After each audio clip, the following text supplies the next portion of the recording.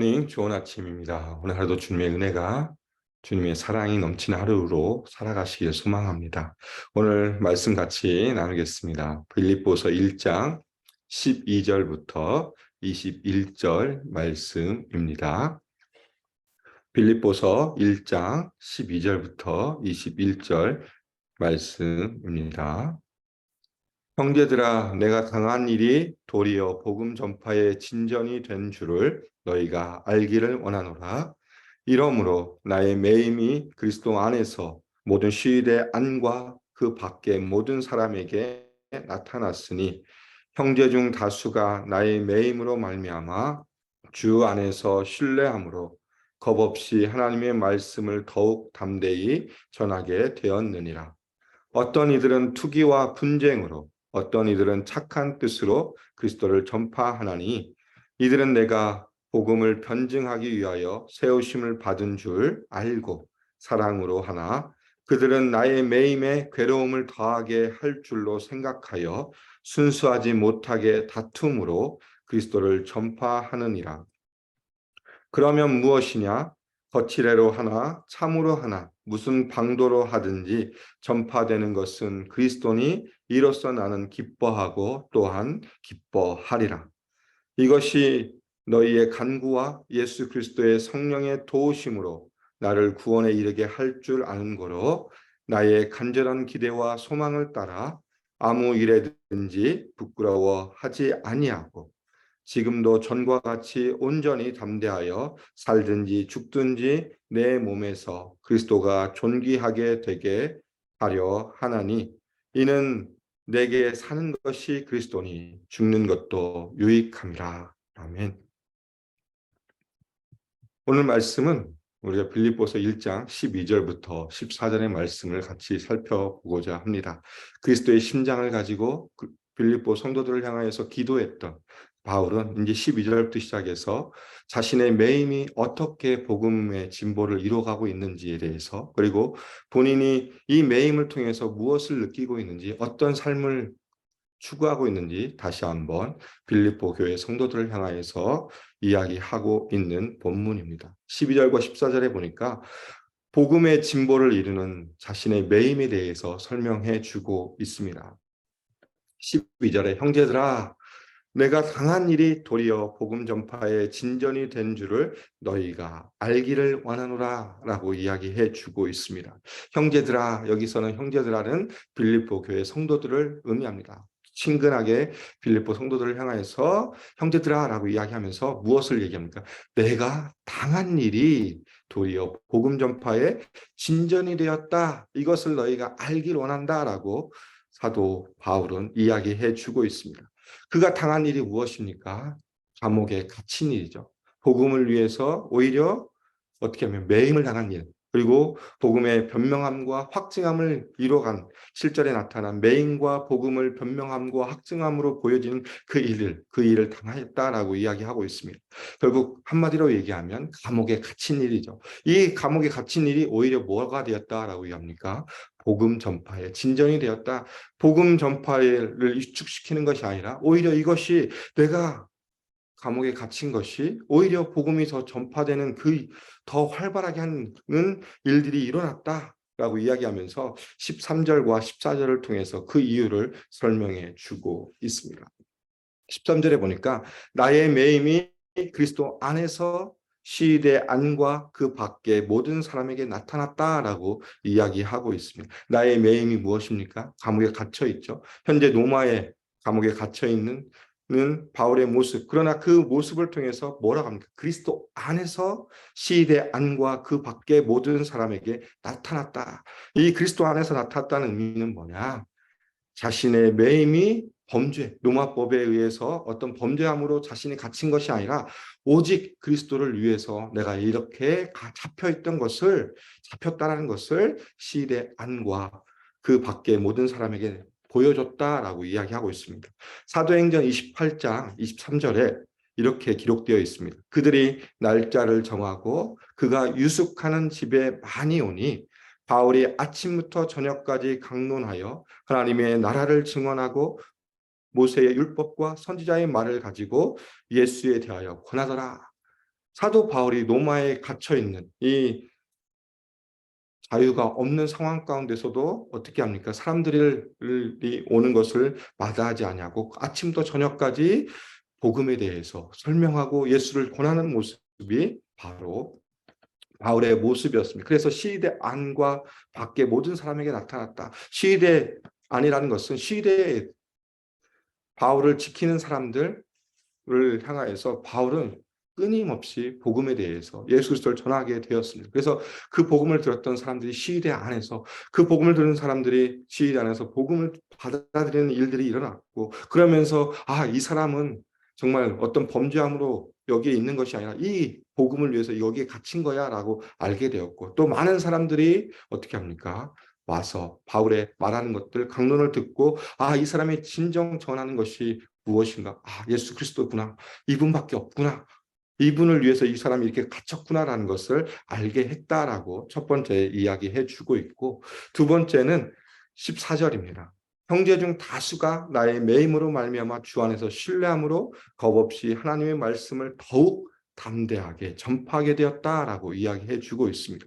여기서 형제들은 주 안의 형제인데요. 로마 교회 성도들을 의미합니다. 함께 있었던 그 자리에 모여서 바울의 이야기를 듣던 사람들이 오히려 어떻게 합니까? 주 안에서 신뢰를 얻었다. 내가 이 복음 가운데 살아가는 것, 내가 예수를 믿는 것이 얼마나 중요한 것이고 얼마나 소중한 것이니 그것에 대해 신뢰함을 갖게 되었고 그로 인해서 어떻게 합니까? 이 사람들이 바울의 모습을 보면서 저렇게 갇혀서도 주님의 복음을 선포하고 주님을 전하는 그의 모습을 보면서 우리도 다시 한번 주님을 신뢰함으로 주님 앞에 나아가 겁없이 하나님의 말씀 을 담대하게 선포하는 모습을 보여줬다라고 이야기하고 있습니다. 그래서 이 두 가지를 통해서 13절과 14절을 통해서 사도 바울은 담대하게 빌립보 성도들을 향하여 이야기합니다.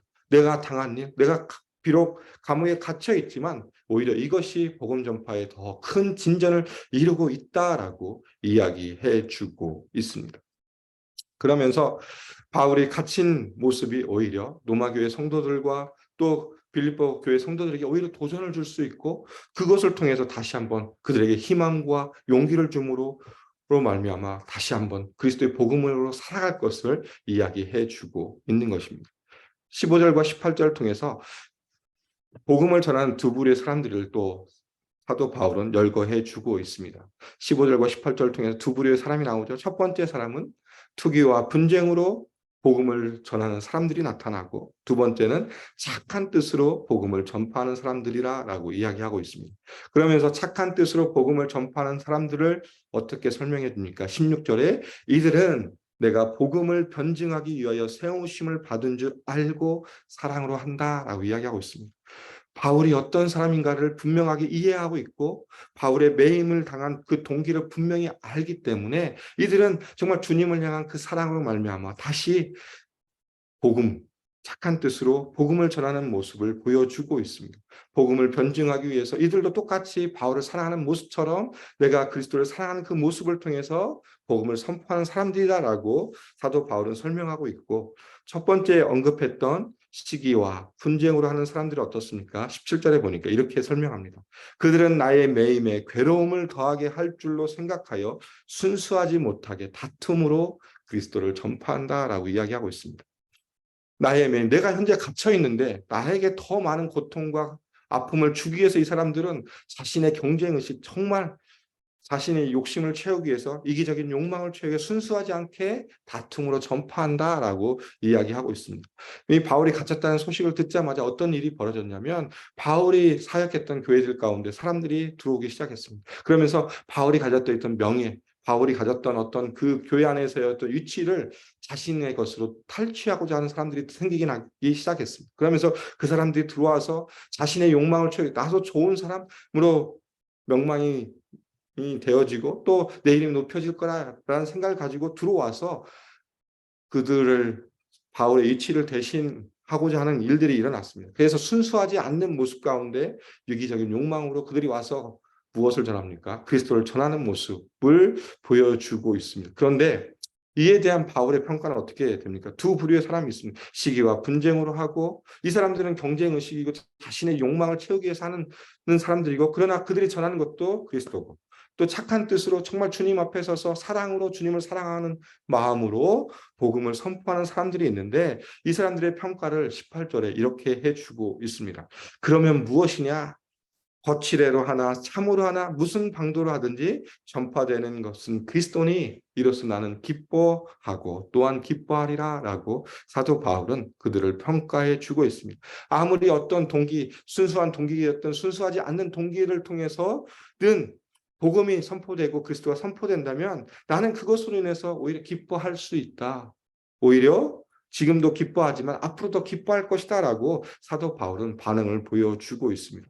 사도 바울에게 있어서는 오직 예수님만 드러나는 것, 예수님이 드러나는 것만에만 관심을 두고 있다라는 것을 이야기해 주고 있습니다. 바울은 자신이 가지고 있는 어떤 자신의 명예, 자신의 어떤 인기 그것에 상관없이 오직 한 가지에 관심을 두고 있습니다. 그것은 바로 무엇이냐? 예수 그리스도와 복음입니다. 비록 사람들이 나에게 고통을 더하게 주기 위해서 그들이 경쟁적으로 복음을 전파하는 것도 있을지라도 나는 그것을 통해서 오히려 나는 점점점 죽어지고 작아질지라도 그리스도가 드러난다면 오히려 그것을 통해 나는 기뻐하고 지금도 기뻐하고 앞으로 기뻐할 것이다 라면서 그가 가지고 있는 그 안에 중심을 분명하게 보여주고 있습니다. 빌립보 교회 성도들을 향해서 내가 가지고 있는 내 중심은 바로 여기에 있어. 나는 오직 예수 그리스도와 복음밖에 없어. 이것이 전파된다면 나는 어떤 상황 가운데 있고 내가 비록 해를 당할지라도 그로 인해서 나는 기뻐할 수 있다라는 것을 다시 한번 이야기해 주고 있습니다. 그러면서 19절 이렇게 시작합니다.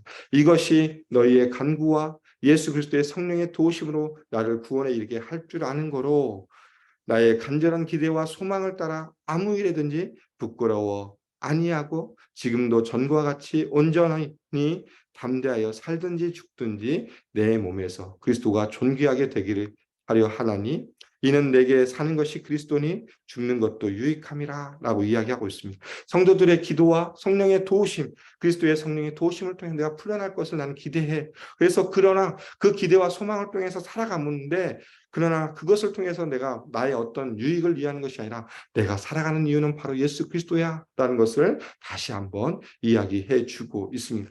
살든지 죽든지 내 몸에서 그리스도가 존귀하게 되게 하려 한다라는 것을 사도 바울은 다시 한번 강조하고 있습니다. 그러면서 21절에 내게 사는 것이 누구십니까? 내가 아니라 그리스도임을 다시 한번 이야기해 주고 있습니다. 오직 복음, 오직 그리스도만이 나의 삶의 전부임을 다시 한번 보여주고 있습니다.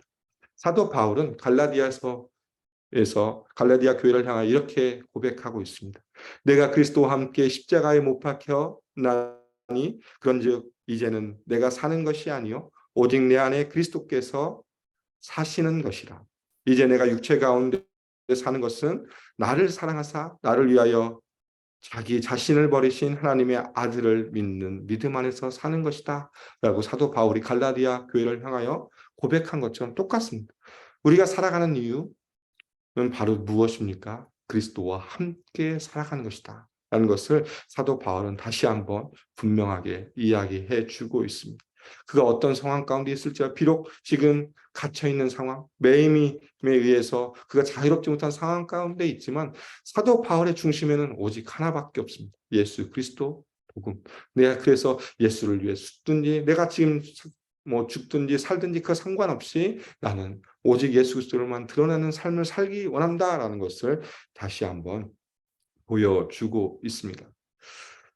죽은 교회를 부검하다라는 책이 있습니다. 좀 제목이 무섭죠. 죽은 교회를 부검하다 그러니까 미국에 이제 죽어가는 교회들 또 죽은 교회들을 살펴본 한 학자가 있습니다. 톰 레이더라는 학자가 죽은 교회들, 지금 현재 사라져버린 교회들, 그리고 죽어가는 교회들을 컨설팅하고 또 그것에 대해서 여러 가지 공통점이 무엇일까 살펴보고 그것을 작업하고 책으로 쓴 책이 있는데 거기에서 그 여러 가지 공통점 중에 하나가 무엇이냐면 죽어가는 교회, 죽은 교회의 특징이 뭐냐? 예수님의 지상명령에 대한 불순종으로 나타난다. 결국 무엇입니까? 복음 선포와 하나님의 제자를 삼는 것, 예수님의 제자를 삼는 것에 그것이 시들해지기 시작할 때 교회는 죽어가고 결국 죽음에 이른다라고 그는 그 책에서 결론을 내린 것처럼 결국 복음이 사라지면 교회의 역할이 끝난다는 것을 다시 한번 이야기해 주고 있습니다. 오늘 사도 바울이 분명하게 우리에게 말씀해 주는 건 무엇입니까? 복음, 그리스도. 그거 외에는 아무것도 없다. 만약에 우리 안에 복음이 사라지고 그리스도가 사라지면 우리는 결국 우리의 신앙도 우리의 믿음도 점점 쇠퇴하고 결국은 죽을 것이다라는 것을 이야기해 주고 있습니다. 우리가 2023년을 시작한 지 벌써 열흘이 지났습니다. 그러면서 우리가 시작할 때 무엇을 생각하고 있습니까?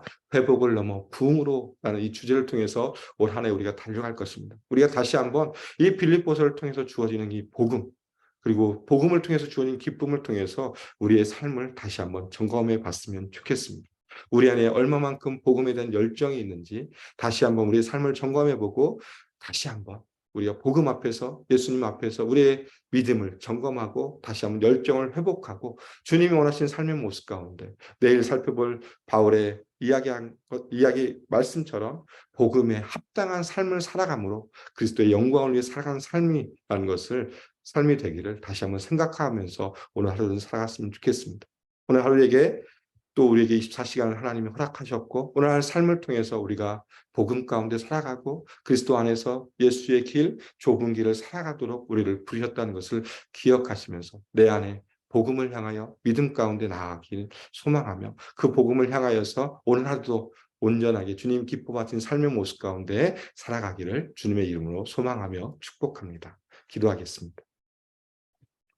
하나님 감사합니다. 오늘 또 말씀을 통해서 다시 한번 복음에 대해서 우리가 살펴보았습니다. 하나님 사도 바울이 그 안에서 그의 삶 가운데 그의 관심이 오직 그의 중심이 오직 그리스도와 복음밖에 없음을 다시 한번 우리가 살펴보았습니다. 하나님 우리의 삶 가운데도 날마다 주의 복음을 향하여 우리의 마음을 들이며 복음의 열정 가운데 살아갈 수 있도록 도와주시고 다시 한번 우리의 믿음을 점검하며 복음의 열정을 회복하여 주시고 그 열정이 회복되므로 말미암아 다시 한번 뜨겁게 주님을 사랑하고 우리의 삶의 모습을 통하여 복음에 합당한 삶을 통하여 그리스도의 영광과 그리스도의 나라를 이 땅 가운데 선포하는 삶이 될 수 있도록 인도하여 주시옵소서. 오늘 하루도 우리에게 삶을 허락하여 주셔서 감사합니다. 오늘 하루의 삶을 통하여서 온전히 우리의 모습을 통하여 주님의 영광을 드러내는 삶이 될 수 있도록 성령께서 함께해 주시며 인도하여 주시옵소서. 주님 감사합니다.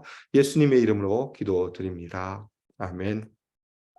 이 시간 우리 합심으로 함께 같이 기도하겠습니다. 오늘 말씀을 기억하시며 다시 한번 우리 안에 복음에 대해서 주님을 향한 그 열정을 회복할 수 있도록 우리의 믿음을 점검하고 또 믿음 가운데 나갈 수 있도록 위해서 기도 부탁드리겠습니다.